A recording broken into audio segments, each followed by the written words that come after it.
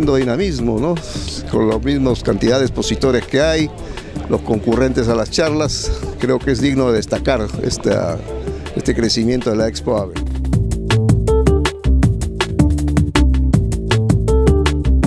La zona amazónica acá en el Perú tiene un crecimiento tremendo, hay muchas esperanzas en esto, básicamente pues porque los cultivos de maíz, o sea que es el insumo pues importantísimo para la alimentación, es acá donde se va a dar pues los grandes crecimientos.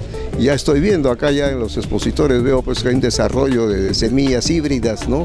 Para mayor producción y todo, creo que se le va a dar una tremenda ventaja acá, sobre todo por la calidad de maíz que sale de esta zona, ¿no?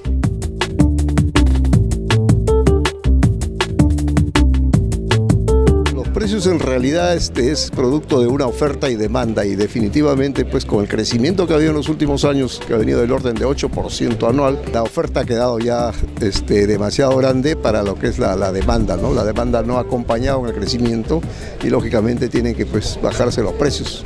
Es un producto de consumo masivo que se rige por oferta y demanda, ¿no? Pero esperemos que se vaya recuperando, ¿no? La demanda. Ya en el cambio de gobierno también ha influenciado pues separaron los gastos públicos, regionales, nacionales, ¿no? La inversión pública, entonces eso definitivamente baja la demanda, ¿no? Entonces, eso es lo que ha pasado. Quedó un poco grande la oferta por el entusiasmo de los agricultores.